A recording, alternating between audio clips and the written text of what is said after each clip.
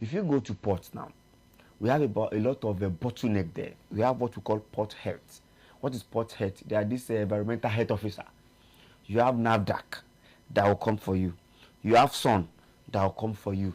You have custom that will come for you. You have police that will come for you just for one container, for you to clear one container. Clear one container. Right. So if you look at that, maybe if you are going to another thing is that you now want to take that 40-feet container to Kaduna from Lagos. You still have tax force 20 along the road. Along the road. Right. You have to pay like 20 million naira for that container. So if you want to clear a particular item from Lagos and it takes you 5 days to clear it, and you have to pay, right? And from here to London is just 5 hours.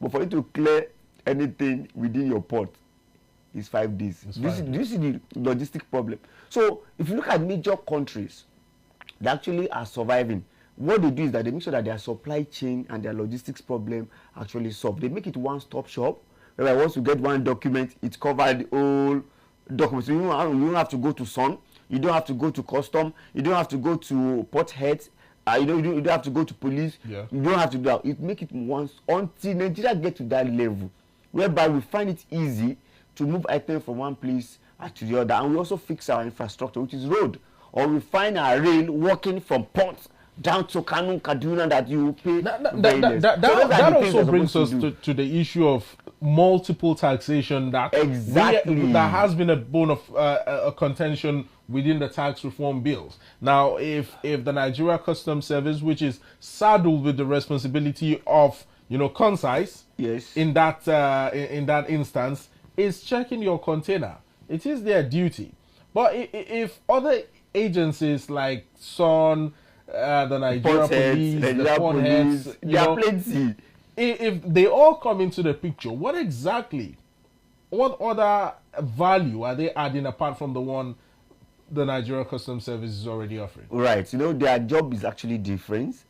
SON simply means Standard Organization of Nigeria. They want to look at the standard of what you are bringing. A custom person may not know standard. Yeah. Now, port health actually environmental conscious. They want to know if you are bringing something that is inimical to the environment. Now you don't have people like NAVDAC. If it is drug or medicine related, you bring them in. You understand? So these are the people. What we are trying to say is that why not make it a one-stop shop? Whatever one-stop shop, you don't need to go and get clearance from customs separately, clearance from SON separately, and from ported separately. You just need to go to one office that all of them are on the table. Yes. Once you get that document, everybody checked and it moves. Because that's the bane of our problem itself, supply chain problem. If you go to China, do you know China have free trade zone in Nigeria?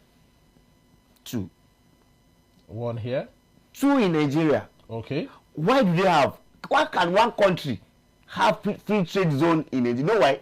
They want the supply chain to be very seamless. So when things get to Nigeria, they make sure that they don't pay tax because they are doing it in free trade zone. That's why you see a China company flourishing in Nigeria, because they make sure that just like the one along the airport road. Yes, that one, like Centenary, sort of what have you. So these are how it actually works. So for business to thrive, for you to have seamless business operation, to pay less, to be fast, to buy cheap thing, we must make sure that this 25% is realistic. And how do we make it realistic? Those things I've mentioned.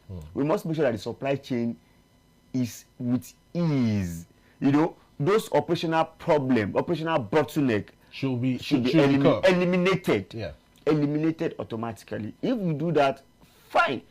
How can somebody import a car and it takes him 1 month to clear it at the seaport? Now, apart from import, let's also focus our attention on export, right, which has been encouraged, by both the federal government and analysts, economic analysts, much like yourself, and just people who understand how the inflow and outflow of goods and services in the country works. Now, if we focus more on importation, I believe it sort of cripples the economy to a certain extent. But exporting what we have, raw materials, goods produced here, and all of that will boost the economy. Is this yet another move by the federal government to boost up exports in the country, especially with the large deposits of minerals that we have in the country? Well, Because you're smiling already. Right. I want you to take us through that. I'm a teacher of supply chain. All right. So I understand the bureaucratic bottlenecks. Okay. So let's do this. Somebody is importing apple to Nigeria, and you are exporting raw yam. Can you compare the two? Certainly not. How can you export raw yam? You are supposed to add value To it. to it. That's what we call value chain. So until you add value to it, before it can be easier. And there's another thing we call ISO, International Standard Organization. Number. How many companies in Nigeria has it? I remember when I attended the training, it was UNIDO that brought it to Nigeria. Government is supposed to encourage people